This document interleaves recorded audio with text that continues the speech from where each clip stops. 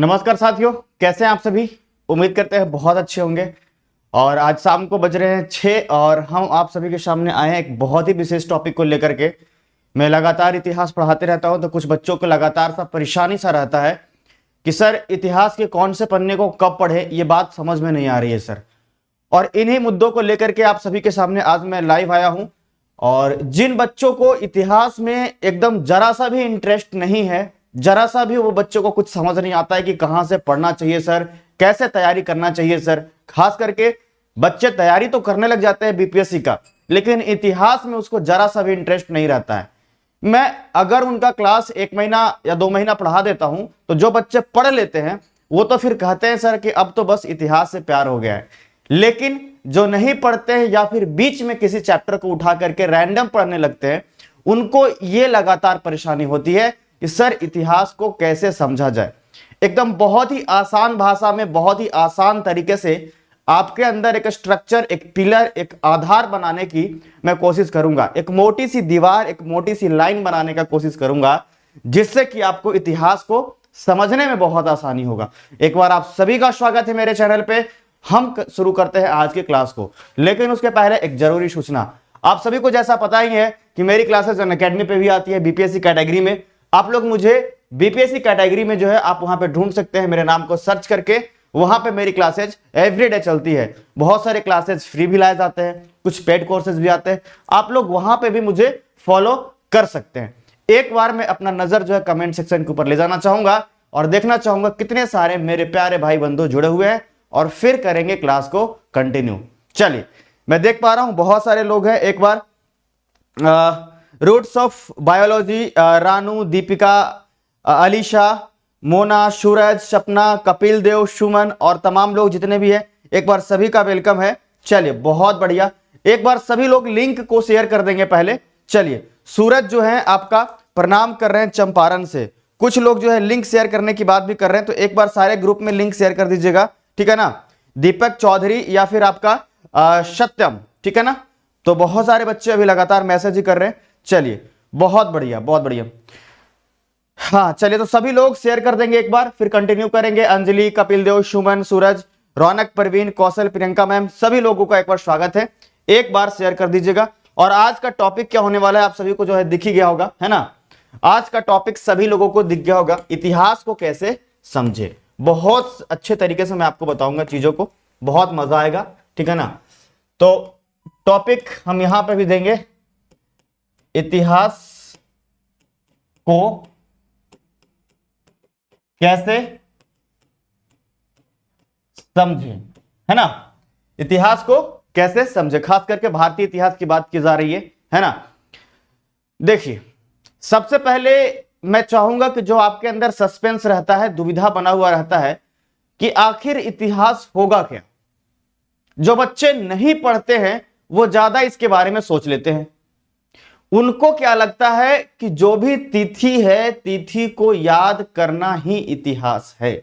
सबसे पहला जो गलती करते हैं, सबसे पहला जो अपने मन में भ्रम भरते हैं, वो उनकी गलती यहीं से शुरू हो जाती है कि वो कहते हैं कि तिथि को याद करना इतिहास कहलाता है। मैं आपको बता दूं, इतिहास में बहुत ज्यादा इंपॉर्टेंस नहीं है तिथियों का।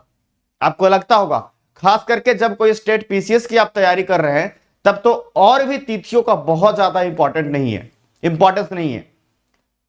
एक्चुअल में फिर आपके मन में आ रहा होगा कि सर आखिर है क्या। आप तो इस तरीके से बात कर रहे हैं सर जैसे इतिहास में तिथि है ही नहीं। तिथि है, बिल्कुल है, लेकिन यह नहीं कि तिथियों को याद करना ही इतिहास है। ऐसा नहीं है। आपके अंदर ना तो पिलर है, ना तो बेस है। आप कैसे इतिहास को जहां मन वहां से रटने लग जाओगे, पढ़ने लग जाओगे। और बच्चे शुरू से ही ये गलती यही करते हैं। अपना कहीं ग्रुपिंग ज्वाइन कर लिया या किसी और संस्थान से जुड़ गया जहां कि सिर्फ रटवाया जाता है, याद करवाया जाता है। आप कभी बाबर रट रहे हैं तो सिंधु घाटी सभ्यता गायब हो गया। सिंधु घाटी सभ्यता अगर रटना शुरू कर दें तो लॉर्ड डलहौजी, ब्रिटिश, तमाम चीज गायब हो गया, है ना। जब गांधी युग में आए तो आपका वैदिक काल गायब हो गया। तो ये है क्या, मतलब कैसे पढ़ेंगे इसको, कैसे समझेंगे, इन चीजों को आज हम क्लास में डिस्कस करेंगे बहुत अच्छे से। बहुत सारे आपकी दुविधाएं जो है वो खत्म होगी और बहुत सारे नए चीजों को आप सीख पाओगे, है ना। चलिए, तो एक बार सभी लोग पहले जो है आप सभी सेशन को शेयर कर दीजिएगा। बहुत कम बच्चे मुझे आप दिख रहे हैं, ठीक है ना। आप सभी लोग पहले सेशन को शेयर कर दीजिए। चलिए, ठीक है ना। चलिए, बहुत बढ़िया। रौनक, दीपिका, सभी लोग अपने व्हाट्सएप के स्टेटस में लगा लेंगे और जहां भी हो सके, ठीक है ना। चलिए, बहुत अच्छा, बहुत अच्छा, वेरी गुड। तो इतिहास को कैसे समझे, सबसे पहला चीज, आपने बचपन में एक चीज देखा होगा, स्केल। बचपन में इसके अभी भी आपने देखा होगा, लेकिन रूबरू आप बचपन में ही हुए होंगे इससे। स्केल से रूबरू आपने बचपन में हुआ होगा, है ना। आप बचपन में स्केल से रूबरू हुए होंगे। मैं इतिहास का तुलना सीधा एक स्केल से कर दूंगा और उसी बेस पे आपको आसान तरीके से मैं समझाने का प्रयास करूंगा। देखिए, हो सकता है कि सेशन थोड़ा सा लंबा हो, लेकिन इसके बिना आपको वो चीजें अधूरा हो जाएगा। बचपन में आपने स्केल देखा होगा और उस स्केल पे अलग अलग जो है नंबर लिखे होते हैं। मान लो कि आपका ये स्केल है जिसपे 1 से लेकर टोटल 10 इंच तक के हैं, और अगर इसमें बात किया जाए तो आपका नंबरिंग होता है 1 2 3 4 5 6 7 8 9 एंड 10। आपने वैसे वाला स्केल देखा है? मैं समझता हूं आप जरूर देखे होंगे। मुझे ये चीजें करना बहुत ही आवश्यक है, नहीं तो आपके अंदर वो दुविधाएं हमेशा बनी रह जाएगी। आप जब भी स्केल को देखते हैं तो आपको पता है स्केल क्या डिनोट करता है। स्केल आपको समझाने का कोशिश क्या करता है? स्केल आपको सीक्वेंस को समझाता है कि कौन से सीक्वेंस में कौन सा नंबर कहां पे होगा। स्केल क्या कर रहा है? स्केल आपको जो है इस एक सीक्वेंस को समझा रहा है और उस सीक्वेंस की भांति आपको आगे बढ़ना होता है। कई बच्चों को लग रहा होगा सर जल्दी से मुद्दे पे क्यों नहीं आते हैं। एक्चुअली जल्दी का काम शैतानों का होता है और हम नहीं चाहते कि आपको वो चीजें जो है आप गलती करो। मैं सीधा इतिहास का तुलना किससे कर रहा हूं? आपको एक स्केल से कर रहा हूं। और अगर इस स्केल की बात की जाए तो आपको ये बातें पता होगा कि अगर यहां पे 1 है तो 1 के बाद जो है आपका जो है सीक्वेंस में ही यहां पे नंबर आगे की तरफ बढ़ेंगे। अगर स्केल में आपको 5 कहीं पे डिनोट किया हुआ है, अगर 5 यहां पे आप देखते हैं, आपके मन में यहां पे तुरंत आ जाता है अगर इधर के नंबर मिटा भी दे, अगर इधर के नंबर आपको हम मिटा भी दे तो आपको लगने लगा होगा कि अगर यहां 5 है तो पीछे 4 3 और 2 इस तरीके से होगा। अगर इधर का नंबर मैं छुपा दूं 1 तो आपको यहां पे महसूस हो जाएगा कि 7 है तो यहां पे 8 होगा, तभी तो आगे 9 है। मैं आपको समझाना यह चाह रहा हूं कि इतिहास के साथ जो है ये चीजें आपको क्यों नहीं बनी हुई है। इतिहास के साथ आपके जहन में, आपके मन में, आपके कॉन्सेप्ट में, आपके पिलर में ये चीजें क्यों नहीं बनी हुई है कि आखिर में हम अगर यहां पे आपको कहेंगे कि ये पाषाण काल चल रहा है तो आपके मन में आ जाना चाहिए कि ये पाषाण काल के आगे वाला हिस्सा क्या होगा। आपका तुरंत आना चाहिए। अगर मैं बोल दूं सिंधु घाटी सभ्यता तो आपके मन में आ जाना चाहिए कि सिंधु घाटी के पहले क्या होगा और इसके बाद क्या होगा। समझ रहे हो? अब थोड़ा थोड़ा ट्रैक पे आप आ रहे हो, आपको ऐसा महसूस हो रहा है कि हम किस सीक्वेंस की बात कर रहे हैं।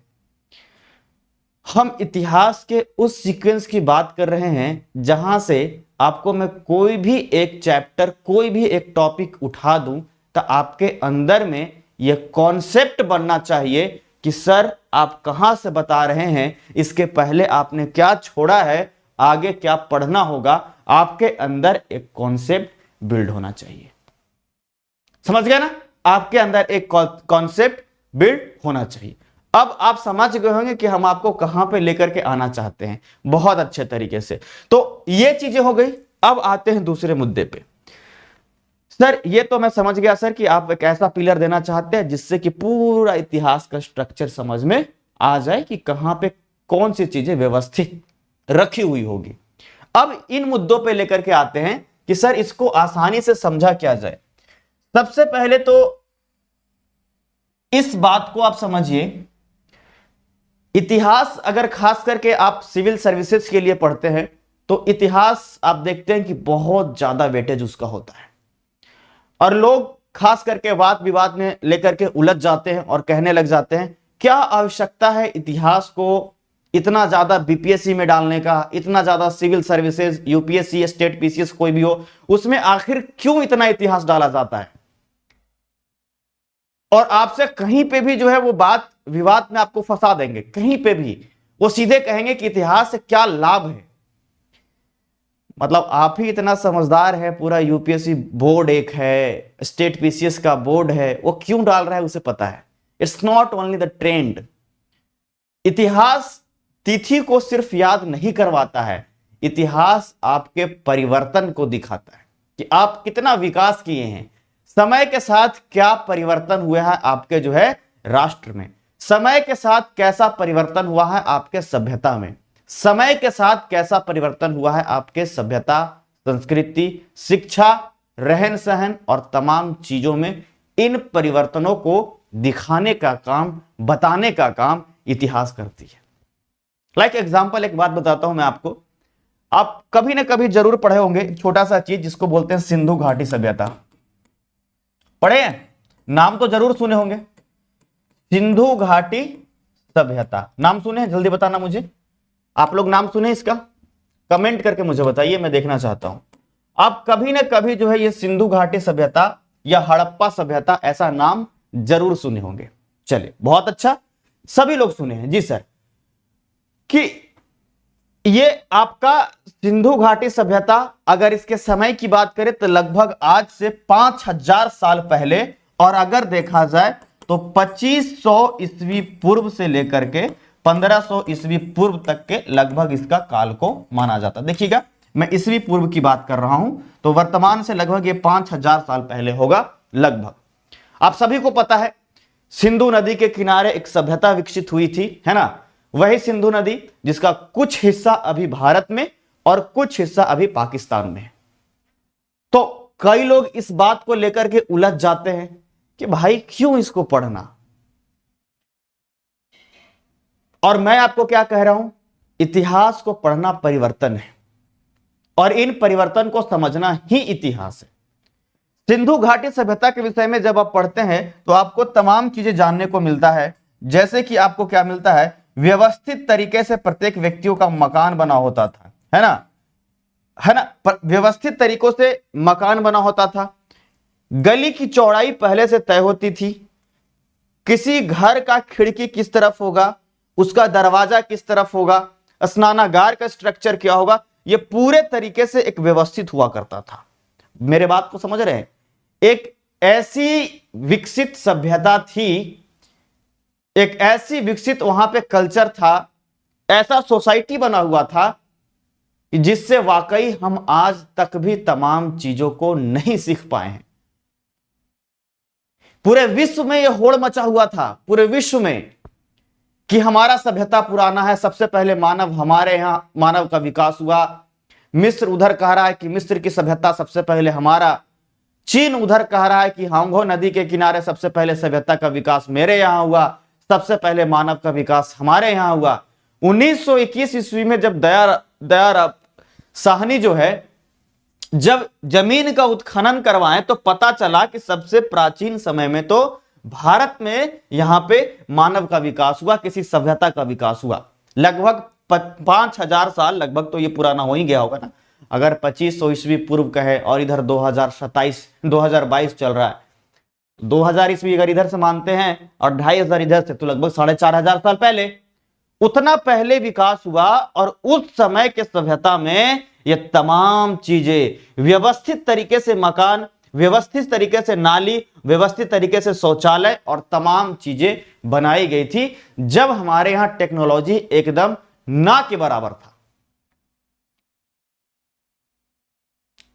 अभी वर्तमान की बात करें तो अभी भी हमारा कल्चर इन चीजों को उतने अच्छे से नहीं समझ पाया है। प्रत्येक व्यक्ति का नली, घर और अपना एक सोसाइटी प्रॉपर बना करता था। अगर तुम वर्तमान में भी देखोगे तो आपका शायद ही कोई ऐसा जगह होगा जहां की प्रॉपर वे में कोई सोसाइटी मिलेगा, जहां के की जो है बराबर तरीके से गली, बराबर तरीके से सड़क और बराबर तरीके से जो है आपका उसका और तमाम चीजें बना होगा। कई जगह पे आपको गली इतनी सक्रिय मिलेगी, कई जगह पे जिधर जिसका मन कर रहा है उस तरीके से अपना घर बना रहा है ना? तो ये है क्या, वो परिवर्तन आज तक हम नहीं समझ पाए जो 4,500 साल पहले हमारे पूर्वज करके चले गए। और वो सभ्यता का विकास आज तक भी सही तरीके से नहीं हो पाया। तो इतिहास से यही सीख तो आपको लेना है, प्राप्त करना है कि समय के साथ परिवर्तन कैसा हो रहा है, समय के साथ परिवर्तन कैसा हो रहा है।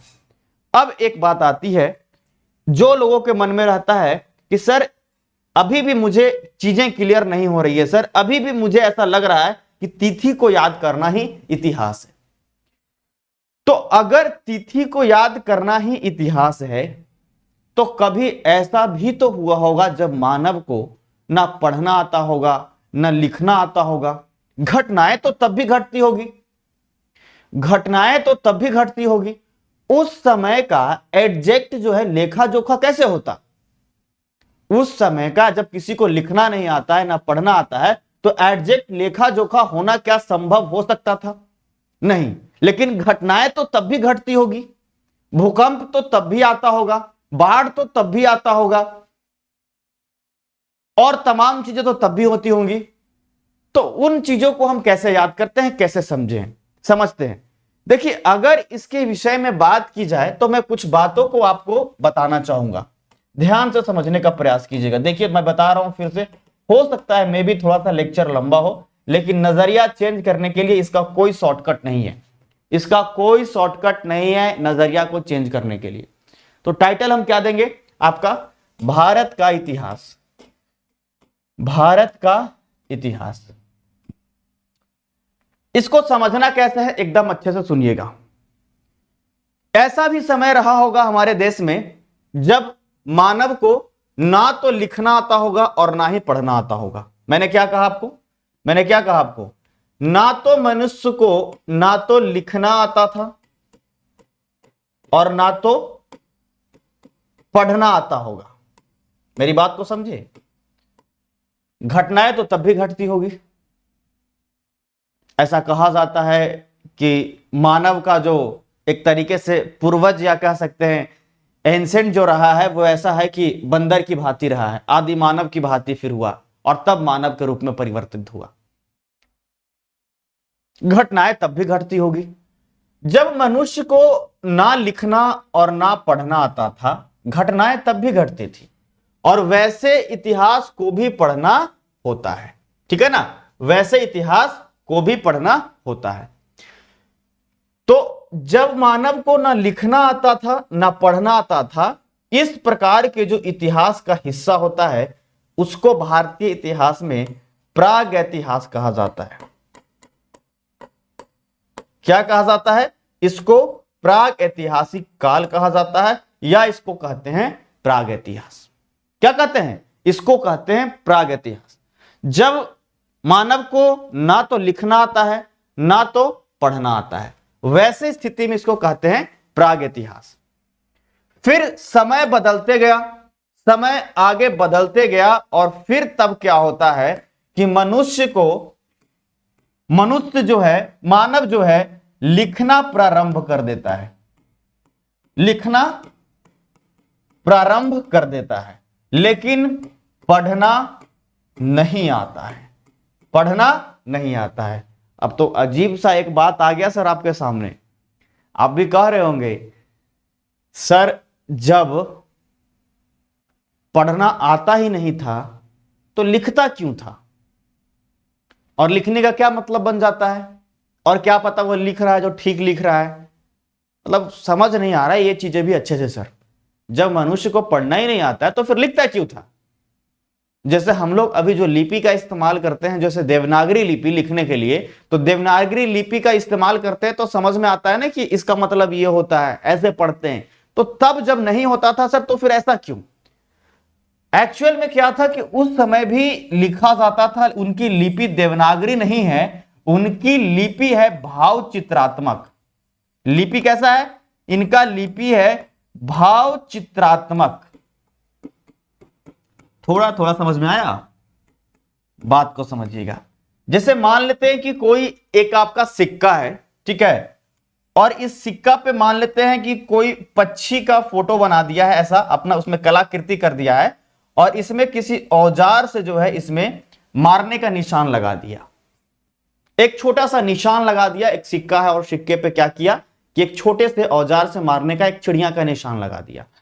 अगर यह सिक्का किसी व्यक्ति को दिखाएगा और वो इन आकृतियों को जब देखेगा तो उसको ऐसा महसूस होगा कि लगता है शिकार करने की बात कर रहा है। अरे होगा कि नहीं होगा? मैं आपको बार बार कह रहा हूं, मनुष्य ने लिखना तो प्रारंभ कर दिया, लेकिन इनको पढ़ना नहीं आता है। लेकिन पढ़ने की जरूरत क्या है? इनकी लिपि ही भाव चित्रात्मक है। वो फिगर देख करके ही समझ जाएगा, फोटो देख करके ही, कला देख करके, आकृति देख करके ही समझ जाएगा कि आखिर बात क्या कर रहा है। और वैसी जो है आपकी व्यवस्था जारी हुई, जिसमें लिखना तो आता है लेकिन पढ़ना नहीं आता। और ऐसे समय में हमारे देश में जो परिवर्तन हुए हैं, इतिहास का जो हिस्सा हुआ है, इसको कहा जाता है आध ऐतिहासिक काल। क्या कहते हैं इसको? इसको कहते हैं आध ऐतिहासिक काल। क्या आप लोगों को भली भांति समझ में आ रहा है? इसको कहते हैं आध ऐतिहासिक समय या आध ऐतिहासिक काल, और इसको प्राग ऐतिहासिक काल। क्या ये बात को थोड़ा थोड़ा देखिए, जब तक शुरू में आप कोशिश नहीं कीजिएगा ना, बच्चे काफी परेशान रहते हैं, सर समझ में नहीं आता है सर। तो समझने के लिए अगर आप अच्छे से समय शुरू में दे देंगे ना, तो तमाम चीजें आपको आसान लगेगा। समझ में आ रहा है? जल्दी बताना, जल्दी बताओ, समझ में आ रहा है? जल्दी बताइएगा। अरे सब डिटेल से बताएंगे, काहे चिंता कर रहे हो? ठीक है, जल्दी बताइए, समझ आ रहा है जी? बहुत बढ़िया। फालतू का ग्रुप में मैसेज और चैट ना करेंगे, नहीं तो मैं किसी को भी ब्लॉक कर दूंगा। ठीक है, यहां मतलब अपना पूरा फोकस यहां पे रखें, अपना घर के जो बात समस्याएं जो है वो अपना घर पे ही सुलझाएं और उलझाएं। ठीक है ना? चलिए, और फालतू का जरा सा भी कोई यहां पे बात नहीं करेगा। अब देखो, पहले वाला में ना लिखना आता है ना पढ़ना आता है, इसको कहते हैं प्राग इतिहास काल, प्राग ऐतिहासिक काल। ऐसा काल भारत में भी रहा, और वो भारत में ऐसा काल कौन सा हुआ? तो ऐसे काल में ही भारत में रहा जिसको कहते हैं पाषाण काल। क्या कहते हैं? इसको कहते हैं पाषाण काल। और इस पाषाण काल को 3 हिस्से में बांटा गया। अभी देखिए, मैं समय का कोई चर्चा नहीं कर रहा हूं, क्योंकि समय की जरूरत नहीं है अभी आपको, अभी कॉन्सेप्ट बनाने की जरूरत है। इसको क्या कहेंगे? पाषाण काल कहेंगे।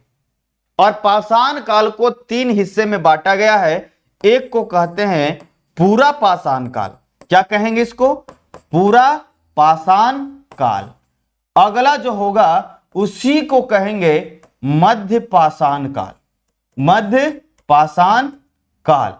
और उसके बाद जो अगला होगा उसको कहेंगे नव पाषाण काल।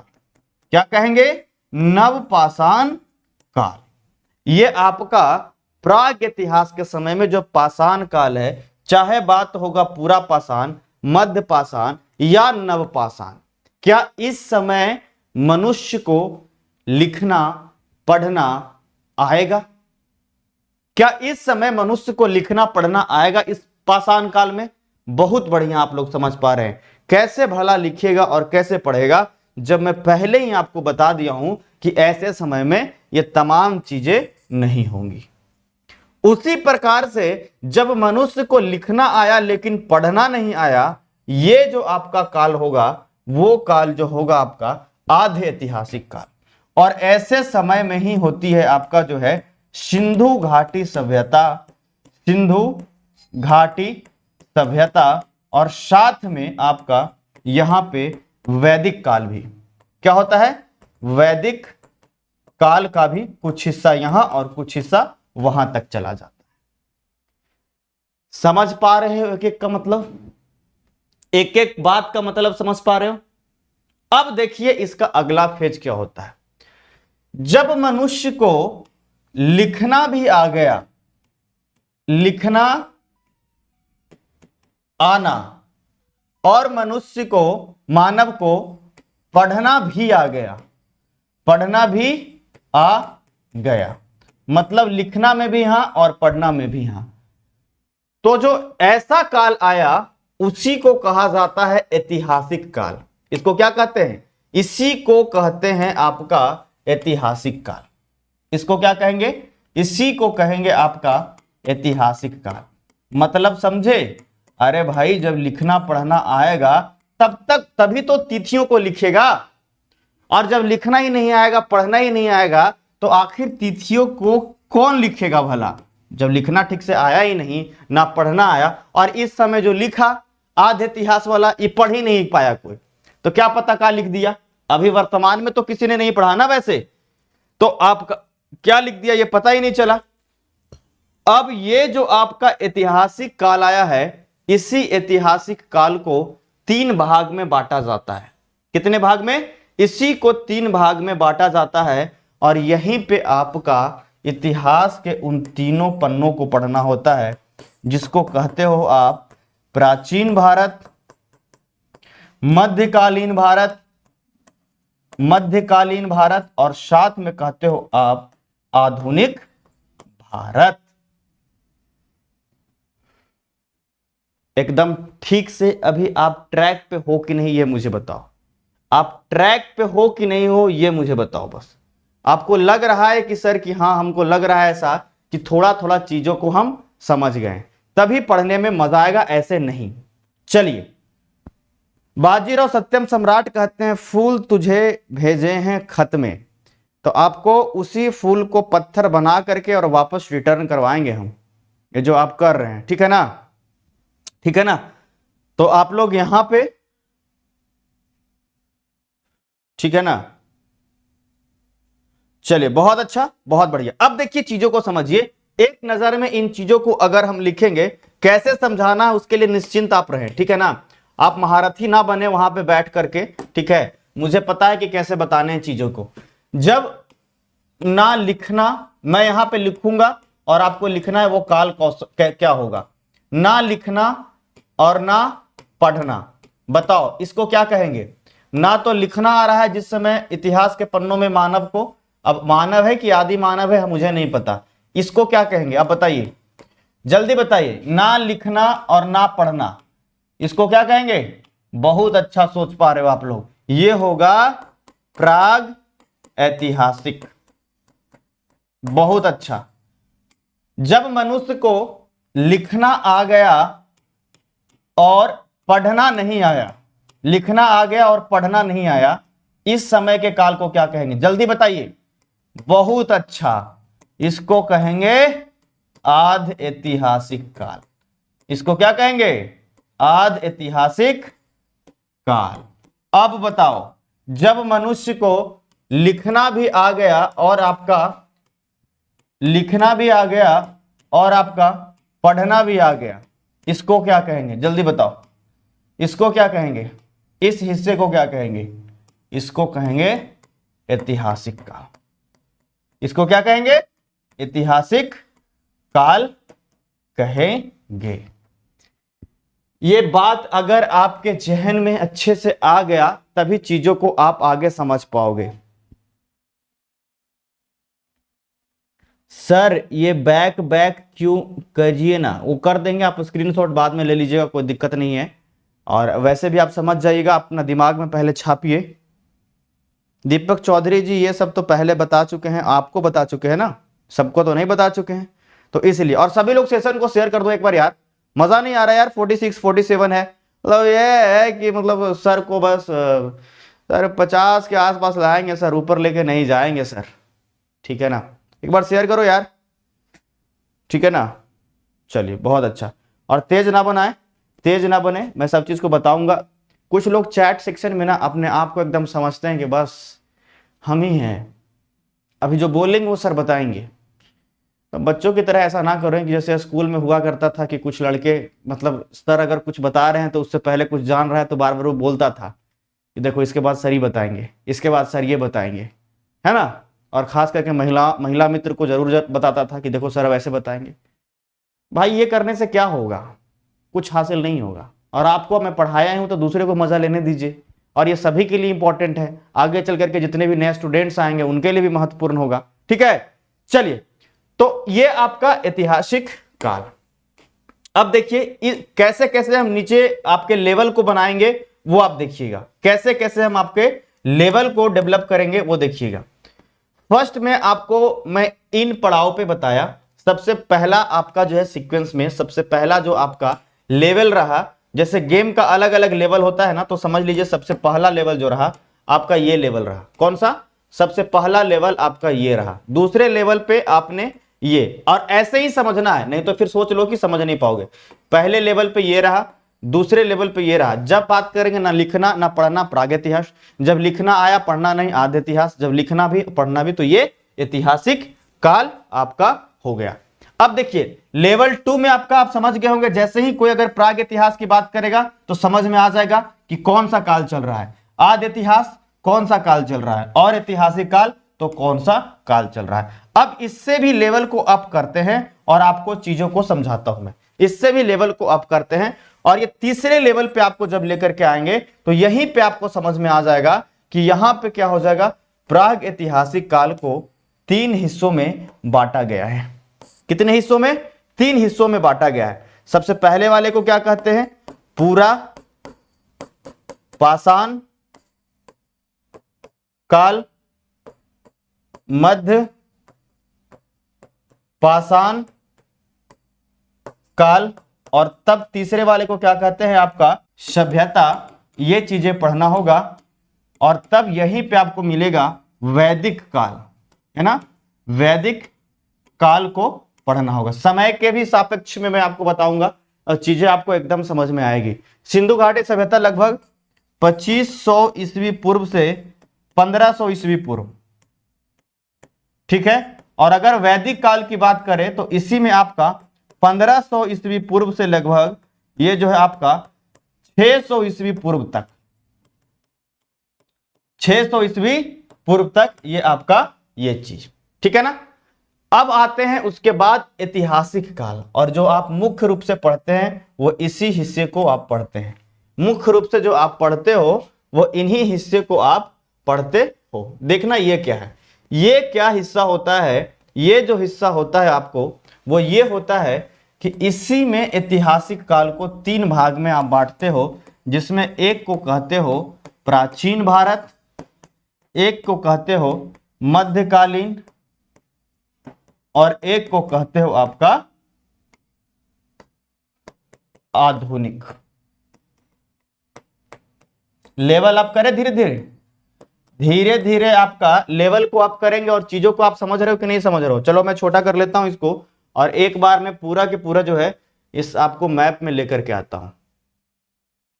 ये 3 अलग अलग लेवल में आपको समझना है चीजों को, तभी मैं इसके आगे आपको बताऊंगा कैसे आपको चीजें क्लियर होगा। अरे यार ये तो अलग ही परेशान करता है। ये आपका लेवल 3 में ये चीजें यहां से, ठीक है। एकदम क्लियर हो रहा है? जल्दी बताना।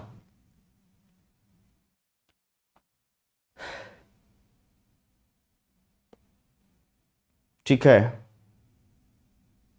ये क्या फालतू के मैसेज कर रहे हो? ठीक है, ये क्या है? स्मार्ट इंडिया कौन है? हैं? तुम लोग ज्यादा पढ़ लिए हो, ज्यादा पढ़ लियो जी। ये बताओ, ज्यादा ज्ञान हो गया है?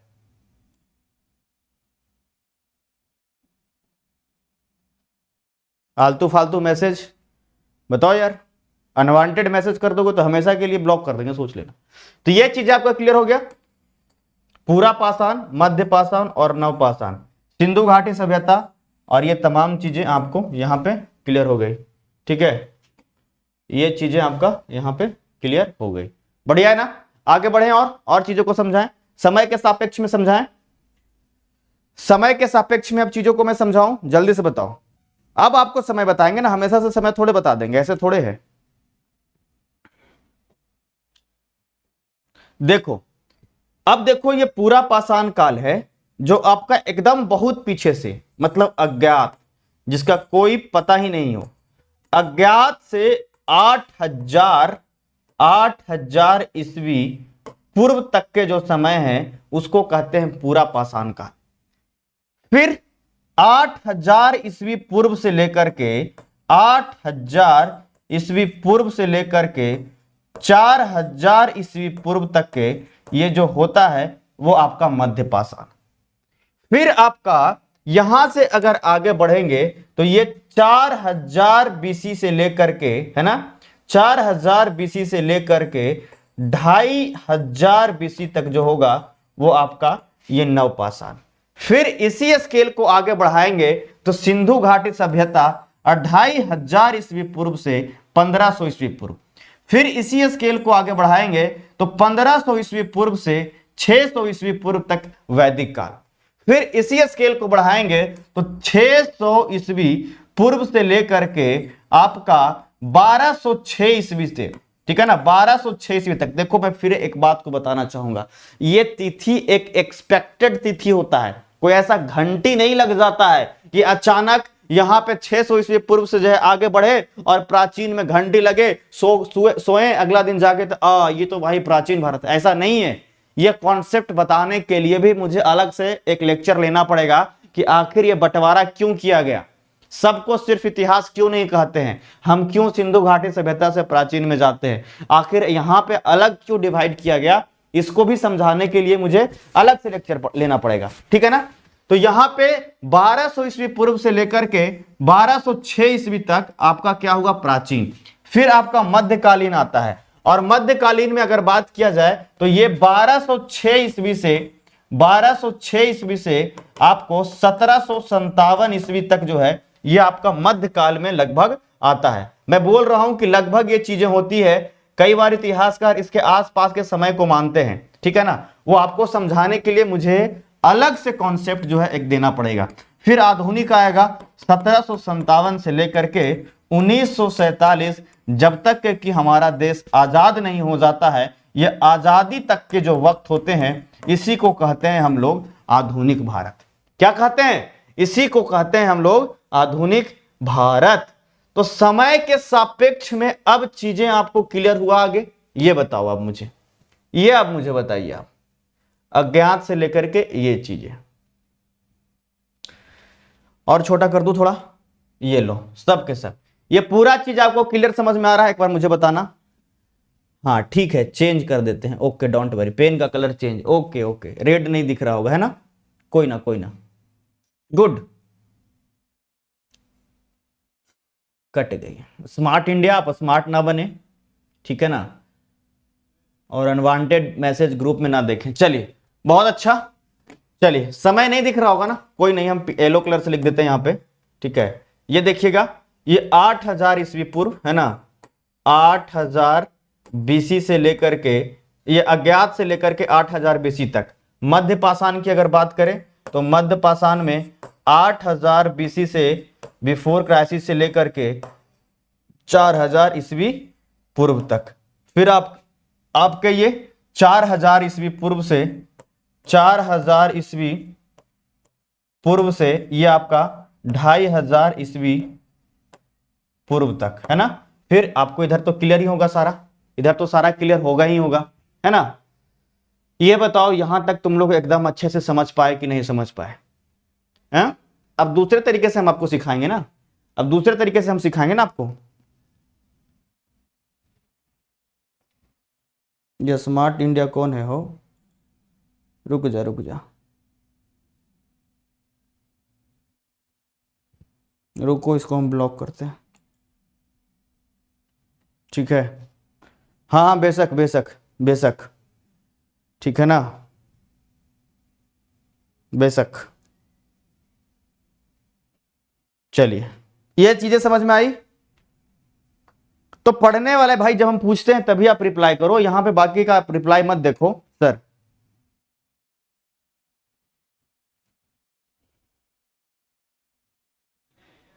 ठीक है, चलिए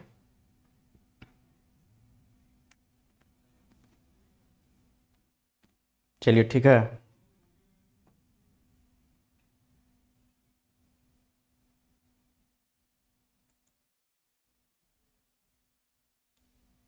चलिए चला गया यहां से बेचारा, बेचारा यहां से चला गया। अब वो यहां से चला गया सीधे, है ना, गल्फ ऑफ मैक्सिको में, समझ गए ना, गल्फ ऑफ मैक्सिको में गया वो। चलिए बहुत बढ़िया, यहां तक चीजें समझ में आ गई। चलिए तो ये आपको अब देखिए, आपको समझना है इसमें कैसे है स्केल। अब देखिए आपको कैसे लगेगा ये इतिहास, अब आपको स्केल कैसे लगेगा बढ़िया से समझना। अब अगर ऐसे स्केल बना दे और यहां से चीजों को समझाए, क्योंकि इसका भी एक स्टैंडर्ड लेवल होगा लेकिन वो आपको इसके आगे होगा, ठीक है। अगर हम बोले एकदम अनंत से यानी अज्ञात से 8000 ईस्वी पूर्व तक, 8000 ईस्वी पूर्व तक यह समय कौन होगा, आप लोग बताते जाना। फिर हम लिखेंगे आपका इसके आगे लिखेंगे 8000 ईस्वी पूर्व से 8000 बीसी से 4000 बीसी तक, ये आपका क्या होगा, ठीक है। फिर आपको हम लिखेंगे 4000 बीसी से आपका 2500 बीसी तक, यह हिस्सा कौन होगा बताना। आपको ये सब में जो है आपको वो चीजें क्लियर करनी है खुद। अब देखो ना, वही स्केल तो हम बना रहे हैं जिसका मैं चर्चा करता था आपको, है ना, जिसका मैं चर्चा करता था आपको, वही स्केल तो मैं बना रहा हूं आपके लिए। चलिए बहुत अच्छा। फिर आपको मैं लिखूंगा इसमें 2500 बीसी से 1500 ईस्वी पूर्व तक। फिर मैं इसी स्केल को आगे बढ़ाऊंगा और यहां से बनाऊंगा, ठीक है, लगभग ये 1500 ईस्वी पूर्व से आपका 600 ईस्वी पूर्व तक, ये वाला स्केल पे क्या होगा। फिर आपका 600 ईस्वी पूर्व से 600 बीसी से आपका 1206 ईस्वी तक, ये बीसी से लेकर के एडी आ गया, देख लेना आफ्टर, है ना, ये ईस्वी में अब आ गया। और ये 1200 ईस्वी से 1206 से लेकर के फिर 1757 तक, है ना। चलिए फिर इसके बाद अगर बात करें तो 1757 के बाद अगर कहें तो यहां पे 1757 से आपका 1947, ये स्केल अब समझ में आ रहा है मुझे बताओ, ये स्केल आप लोगों को अब समझ में आ रहा है कि नहीं, खाली बस इतना मुझे आप बता दीजिए, ये स्केल आपका अब समझ में आ रहा है। नहीं हट रहा है, कोई बात नहीं, जूम आउट कर देते हैं। ये स्केल पे थोड़ा बहुत पकड़ बन रहा है, ये बताओ मुझे। यस, ब्लॉक तो किए जी को, और किसको ब्लॉक करें। अरे तुम लोग तो पढ़ो यार, तुम लोग काहे फालतू का देख रहे हो यहाँ पे, आप लोग तो यहाँ पढ़िए ना, कमेंट क्यों कर रहे हैं। दो चार का जब तक कटेगा नहीं, जब तक वो मानेगा नहीं ना, ठीक है। यस सर, ऑल क्लियर, ये समझ में आ रहा है। चलिए बहुत अच्छा जी, नीतू, दिव्या, बाजीराव, सत्यम, सम्राट, सपना और एन तमाम लोग, चलिए बहुत अच्छा। अब देखिए इसमें हम लिख देते हैं आपका, हालांकि आप तो समझ ही गए होंगे सारे बातों को आप समझ गए होंगे। पहला नंबर पे क्या लिखेंगे बताओ, अज्ञात से जो 8000 ईस्वी पूर्व तक जो आएगा, 8000 ईस्वी पूर्व तक, ये क्या होगा, पूरा पाषाण काल, ठीक है। फिर ये क्या होगा, मध्य पाषाण। फिर ये आपका क्या होगा, तो ये होगा आपका नव पाषाण। फिर आगे बढ़ेंगे तो ये क्या होगा आपका, ये आपका हो जाएगा सिंधु घाटी सभ्यता। इसका प्रॉपर नोट्स हम सभी से चेक करेंगे, ठीक है। फिर आगे बढ़ाएंगे तो ये क्या हो जाएगा आपका, ये हो जाएगा वैदिक काल। स्ट्रक्चर अवे नहीं करेगा, खाली पढ़ने के लिए जल्दी में सर, मूर्ख जैसा। ये आपका प्राचीन भारत हो जाएगा। और तब आगे जो आएगा आपका, ये आएगा आपका मध्यकालीन भारत। और तब जो आगे आएगा, ये आपका आएगा 1947 आजादी तक, ये होगा जो आपका आधुनिक भारत। डन, बताओ मुझे, एकदम फाइन है ये स्केल, ये बताना आप, ये स्केल अब आपको एकदम फाइन समझ में आ रहा है, उसी स्केल की तरह जिस स्केल की मैं बात कर रहा था पहले आपका। ये स्केल अगर हम आपसे कभी पूछ लें आपसे हम कि ये आपका सिंधु घाटी सभ्यता के बाद आगे क्या आएगा, तो समझ में आ जाएगा वैदिक काल, फिर प्राचीन भारत, मध्यकालीन, आधुनिक। ये पूरा समझ में आ रहा है, पूरा पाषाण, मध्य पाषाण, नव पाषाण, सिंधु घाटी सभ्यता, वैदिक काल, प्राचीन भारत, मध्यकालीन, आधुनिक। ये इतना स्ट्रक्चर आज के क्लास में हम आपका बना दिए। आगे का क्लास में एक ये भी समझाएंगे आपको क्या जरूरत पड़ी प्राचीन भारत, मध्यकालीन भारत और आधुनिक भारत में बदलने का, या आपका ये फर्क कैसे है सिंधु घाटी सभ्यता, वैदिक काल। इसका स्टैंडर्ड लेवल जो इसके नीचे वाला होगा उसमें हम तमाम फर्क आपको बताएंगे कि क्यों आखिर इन सभी में भी बदलाव किया जा रहा है और इसमें भी जो है अलग अलग रूप क्या हो सकता है। जैसे बात करेंगे वैदिक काल का तो रिंग वैदिक काल और तमाम जो समय आएगा वो बताएंगे। प्राचीन भारत में भी बंटवारा कैसे किया गया हिस्सों का, मध्यकालीन में कैसे बंटवारा किया और आधुनिक में, और ये खुद भी एक दूसरे से अलग क्यों है, इन सारे बातों पे हम चर्चा करेंगे नेक्स्ट के क्लास में। हम समझते हैं एक बेहतर सा स्केल आपके मन में आ चुका होगा, अब बन चुका होगा, फिर हम अगले क्लास में बात करेंगे। ठीक है, सभी को समझ में आ गया? जी सर, अच्छे से। पारुल, अर्जुन, रौनक। चलिए, तो आज के लिए क्लास को यहीं तक छोड़ते हैं और हम लोग 7:15 बजे 7:25 में आपका वर्ल्ड ज्योग्राफी का क्लास आज भी है, तो आप लोग वहां अनअकैडमी लर्निंग ऐप पे अभी जस्ट मेरे से थोड़ी देर के बाद, आधे घंटे के बाद मिलेंगे। वहीं पे आपको जो लोग नए हैं वीडियो के डिस्क्रिप्शन में मेरा अनअकैडमी का प्रोफाइल लिंक भी है, आप वहां पे मुझे फॉलो कर सकते हैं। ठीक है, राजमणि राज, यस सर, समझ गए, एकदम अच्छे से समझ गए। ठीक है, जल्दी बताओ, क्या सभी लोगों को अच्छे से समझ में आ गया? जानवी एंड सर ये पढ़ाएंगे आप क्या? नहीं, अभी तो वहां पे ज्योग्राफी, आज वहां तो इवेंट वही लगा है ना भाई, टाइम पर ही टाइम चीज बताएंगे ना। एकदम चीजें क्लियर हो गई? जो पहली बार पढ़ रहे हो, जो कभी इतिहास पढ़े ही नहीं हो, उनके लिए था ये सारा जो है आपका कॉन्सेप्ट। जल्दी बताओ मुझे, ये सारी चीजें क्लियर हो गई? यस सर, फाइन, बहुत बढ़िया। जी सर, बिल्कुल, नाइस।